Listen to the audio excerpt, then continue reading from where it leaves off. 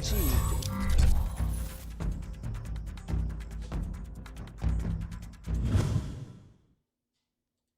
What up, everybody, and welcome to Studio Day Heifer Day Quarantine. It's nice to see you. My lips are chapped. I want you to know that. The weather change has got me.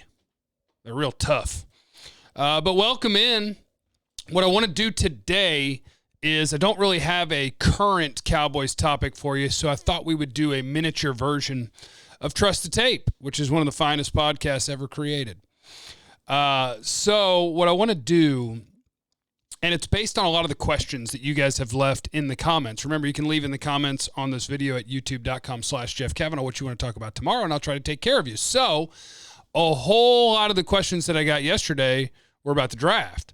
I was like, oh, damn. It's December 2nd, but let's do it. I'm about 15, 20 players into this thing. Let's get it rolling. And the first thing that I think everybody's got to understand about this particular NFL draft is you could view it one of two ways. One is this is the worst year ever for the Cowboys to have a bad record and potentially a top 5 pick. Because outside of the quarterbacks, I don't think there's a single prospect in this draft that would be a top 5 pick in a lot of years. And I'm actually including the Oregon offensive tackle. Like last year, let's do it that way. I'm going to go through some of these top prospects and tell you, let me see if I can get my board from last year, and tell you what I would have thought of them a year ago, like where they would have fit in. Do I have my 2020 draft board? Let's see. Clicky, 2020 draft board. There we go. Okay, so the top offensive tackle prospect, who may be the best prospect that doesn't play quarterback in this draft class, his name is Penei Sewell. In last year's class, I would have him as probably the third offensive tackle behind Jedrick Wills and Tristan Wirfs. And that's just the way it is this year. And I like Sewell a lot. He's got the natural ability is awesome. He's huge. You cannot overpower him. He's athletic. He's got a lot that's really, really good. But when you start nitpicking, I have some things that I can nitpick. So are you willing to take that in the top 5? Sure. I'm good with that. I think in most years he's a top 15 pick. Maybe into the top 10. Depends. But in last year's class, I think he would have been the third tackle taken. Or maybe fourth. So then we move on to, let me see, what were the linebackers like last year? Micah Parsons versus Isaiah Simmons versus Patrick Queen versus Kenneth Murray. Gosh, it's hard to slot him. What would I do with Parsons? I would have him behind Simmons. I don't think I would have him behind Queen or Murray. But the thing about Micah Parsons, and this is the Penn State linebacker, who will probably go in the top 10. Micah Parsons, and this is going to be a theme for a lot of the position groups, or a lot of the top guys at position groups in this year's draft. Micah Parsons hadn't been playing linebacker for very long. He was a running back and a pass rusher in high school, and he played 2 years of college football. So the numbers are good. The athletic profile is freakish. I mean, he is like an old school in terms of size linebacker, like 240, 245 pounds, but he moves like your modern day 220-pound linebackers. So he's a freak show. And like he can make plays sideline to sideline that most people can't. But he doesn't look comfortable in coverage, and he's not the best read and react and be in the best place. My guy Nick Bolton at Missouri, if you're looking for a guy that knows how to play linebacker today, watch some Missouri games. Watch Nick Bolton. But he's 6 foot, 225, 230. So Micah Parsons, bigger, stronger, faster. Nick Bolton, more advanced at the position. And that's just where you are. So that's Micah Parsons. Let me see. Who else? The pass rushers in this year's draft. Holy crap, I don't know what to do with them. So, and one of the guys that I'm going, like the names that I'm going through right now, if the Cowboys end up with a top 5 pick and they don't trade out of it, they're going to pick one of these guys. One of these guys that I'm going through right now. So, Patrick Surtain, Alabama corner. He's really good. He's a good player, dependable, reliable. able to match routes off the line of scrimmage. In the short area, he's good. He's physical. He's willing to tackle. He can play a ball in the air well. He can close on a ball. The only big question I have about Surtain is what happens when a dude that lines up across from you can fly? Because I don't think he's fast. So that's not a huge thing. And I would have no problem taking Patrick Surtain at 12 or 15. I'd feel okay about that. But at 5? Caleb Farley, Virginia Tech corner. This is who Dane Brugler mocked to the Cowboys at 4. Again, hadn't played the position long. I believe Farley has 2 years of being a defensive back. And at his best, he's amazing. I think he is the corner in this draft class that has the potential to be a shadow your best receiver and lock him down guy. The potential. He hadn't done it. You go watch his 2019 tape, and Chase Claypool gets after him a little bit. Guy at Miami got after him a little bit.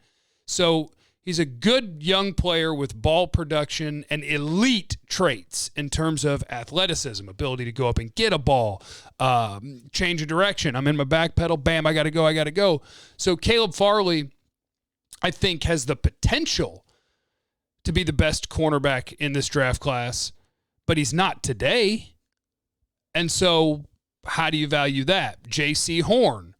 J.C. Horn at South Carolina is a corner that I really like. He's going to draw a lot of flags because that dude plays physical. That dude grabs all the time. But that aggressiveness is part of what makes him a great player. Shut down Seth Williams in the Auburn game.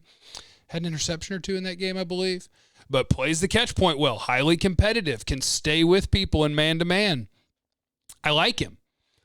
I would much rather be in a spot as an NFL GM where the draft plays out in front of me and I'm sitting there at 18 and I'm like, all right, which one's left? I'll take him. I don't want to be the one that picks one of those corners 10 or 12 spots sooner and has a dude that's making $6 or $8 million a year, and I don't know if he's going to be a quality starter in his first year. It's just a weird year for the top 5 if you're not picking a quarterback. Just a weird year. So that's corners. Pass rushers.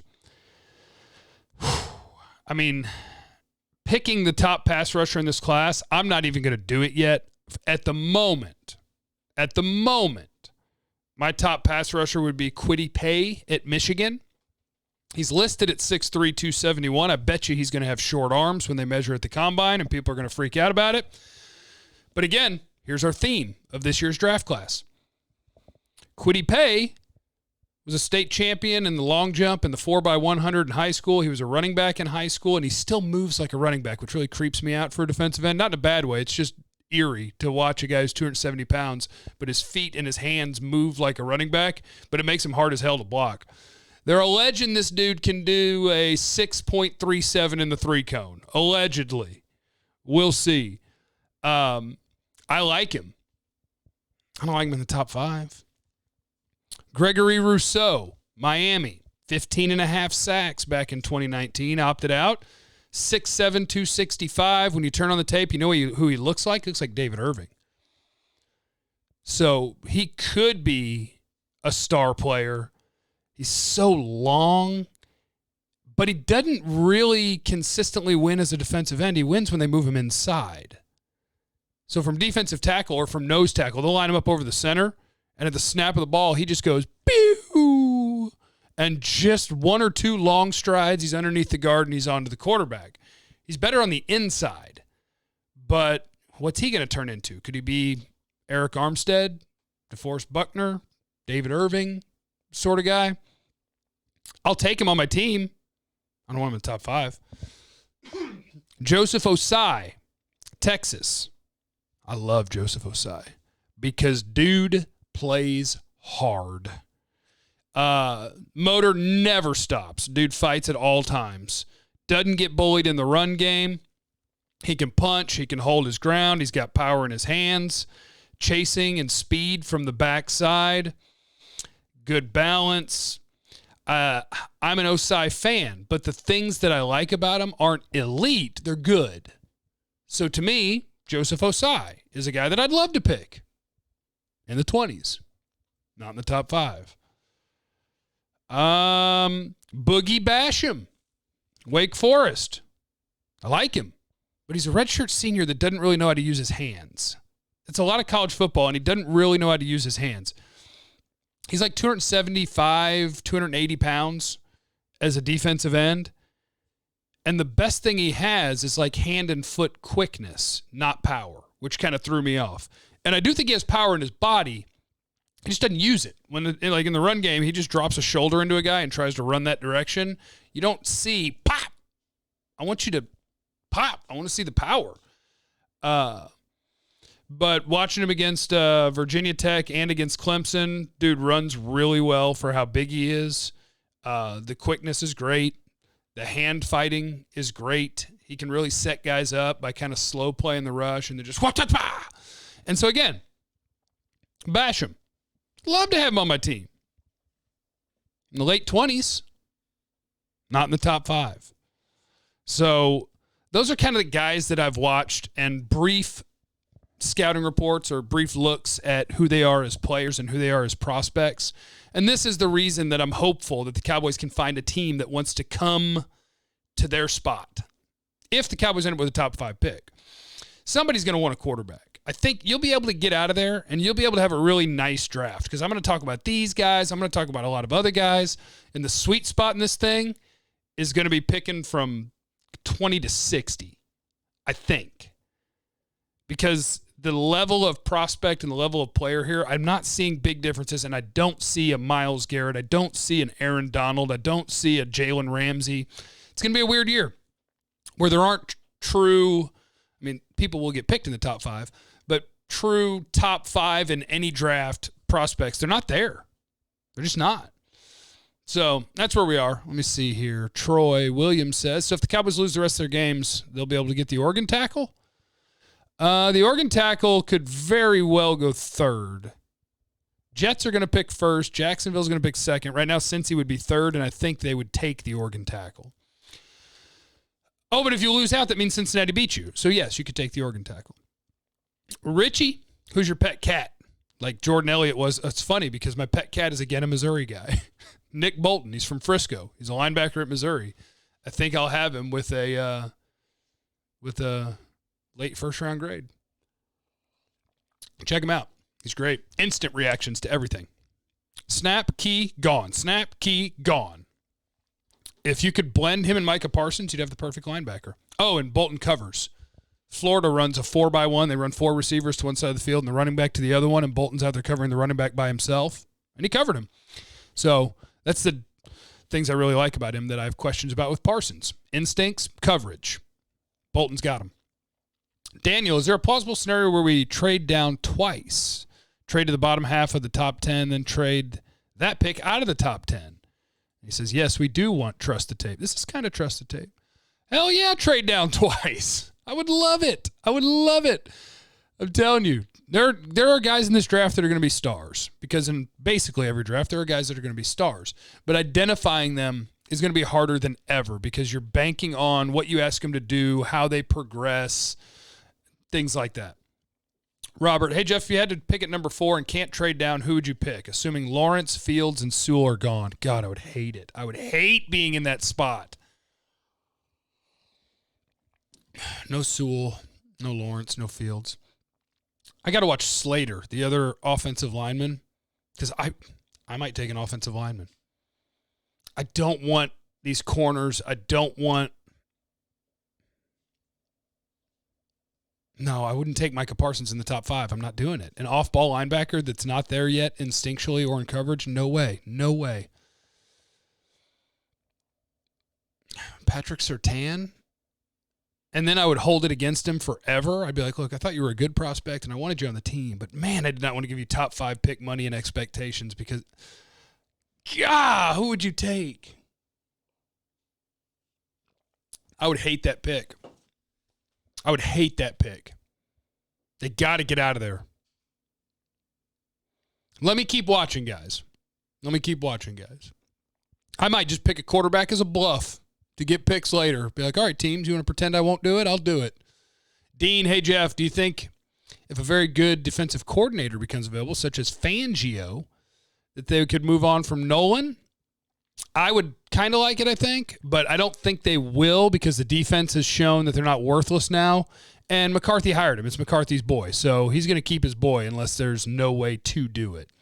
King Schultz. Hey, Jeff, going into the offseason, there's a realistic chance that Tyron retires. If this happens, is Sewell the pick if he's on the board? Yes, I think Sewell is the pick if he's on the board for the Cowboys. If Sewell makes it to the Cowboy pick at whatever number, I think he'll be the Cowboys pick. Do you think Sweeney would leave Clemson to be the head coach for the Jets? No, I don't think Dabo could coach in the NFL. I don't think adults would respond as well to him. AJ, how far would you want to drop back in the draft? Moving back all the way in the late 20s be reasonable with this class? Thinking of teams like the Browns, Steelers, Saints? Yeah, move. Bring me all the picks. Move all the way back. Let's go.